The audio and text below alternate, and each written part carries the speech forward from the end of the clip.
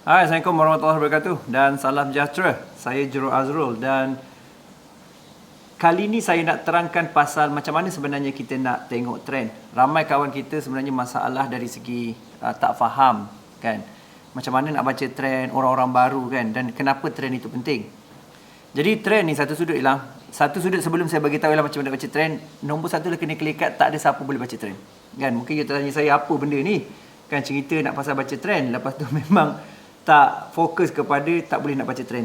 Ini kerana ialah kena ingat market always 50-50. So apa yang kita boleh buat ialah kita rangkumkan semua pengalaman kita based on back test ataupun forward test menggunakan indikator ataupun naked chart ataupun kefahaman market structure tertentu yang membolehkan kita buat keputusan, dan keputusan itu mesti diadu dengan iaitu kawalan risiko.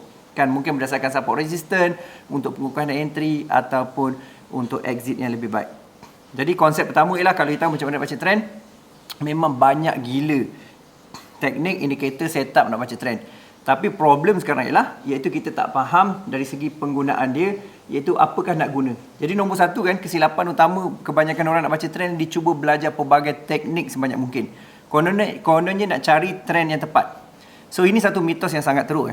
Pasalnya menurut Warren Buffett dan juga George Soros mengatakan salah satu benda yang memang kau akan menjanamkan ialah if you believe to predict the market in order to make big money.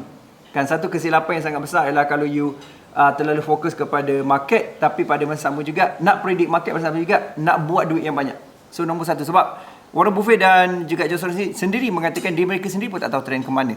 So ini jelas you kena baca research dan sebagainya.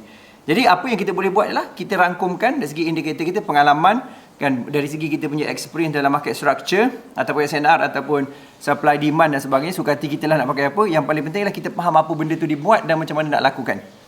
Jadi maksudnya sekarang ni ialah bila kita dah tengok penggunaan dia pada single time frame atau multi time frame, kita terus fokus kepada risk management terus. Apa berlaku kalau dilawan arah trend yang aku ambil?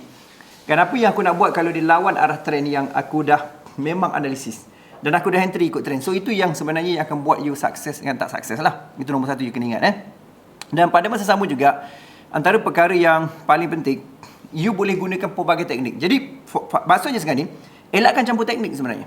Kan, elakkan campur teknik. You fokus kepada satu teknik, kepada satu setup, pada satu cikgu nak menguasai, sebab trend setiap teknik tu berbeza cara kefahaman dia, mungkin sama arah, mungkin lawan arah. Jadi apa berlaku ialah kalau you banyak sangat iaitu teknik ataupun banyak sangat iaitu setup, apa berlaku ialah takutnya dia clash.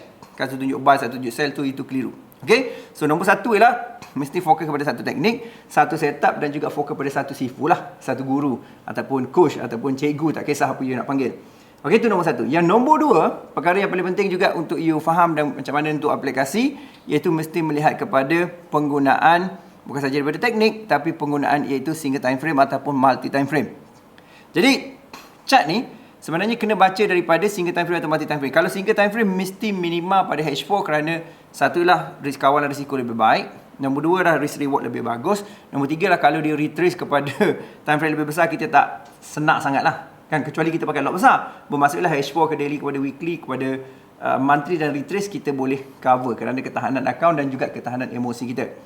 Jadi maksudnya salah satu perkara yang paling penting juga untuk anda faham dan juga jelas ialah supaya faham konsep ni.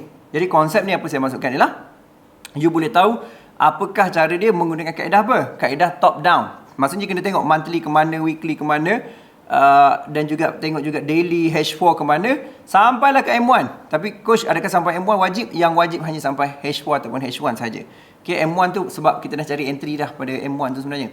Jadi dekat M1 ke atas, maksudnya daripada down to top ialah untuk kita entry. So entry kita tekankan kat situ. Jadi analisa trend tu mesti datang pada top down dan juga down top. Nombor satu dia kena fokus satu teknik.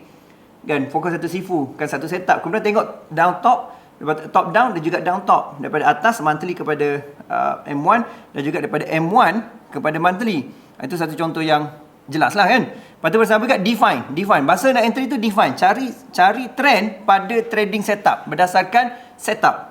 Kan, trading time frame berdasarkan setup. Maksudnya lah kalau berlaku pada H1, okey aku pilih H1. Pada H4, okey. Katalah you tengok dekat H4, tengok balik daily tu sama arah tak dengan H4.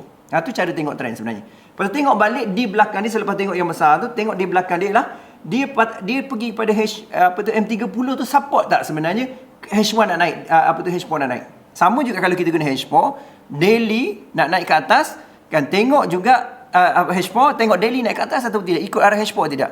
Kan sekiranya ikut, tengok balik H1. Tu macam tu. So maksudnya minimal guna 3 time frame, kat depan, kat belakang. Kalau saya nak minimal lagi, gunakan yang belakang. Guna belakang. Maksudnya lah, contohnya lah, okay, H4, kan guna yang belakang tu, lepas tu tengok daily support tak. Jadi 2 time frame. Okay, yang lagi satu belakang tu bila untuk entry. Sebab takutnya kita nak entry H4 apa tu daily, rupanya H1 tengah turun walaupun H4 dengan daily naik. Jadi takut floating, kurangkan risiko.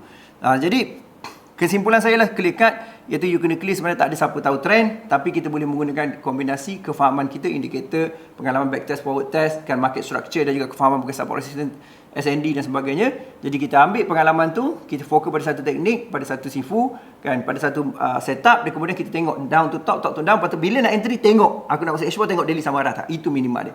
Okay, so ini tip ringkas. Kita masih lagi berbicara pasal konsep macam mana baca trend untuk orang baru, dan InsyaAllah saya akan sambung dalam live malam ni macam mana kita nak tengok trend secara khususnya melalui kaedah-kaedah yang saya kongsikan tadi. Okey, jumpa lagi dan salam hormat dan salam sejahtera. Please komen bawah ni apa you learn, apa you dapat aha moment, dan tolong share pada saya juga apa video yang you nak. Jadi saya akan kongsikan pada you masa ke masa. Jumpa lagi dan salam hormat. All the best.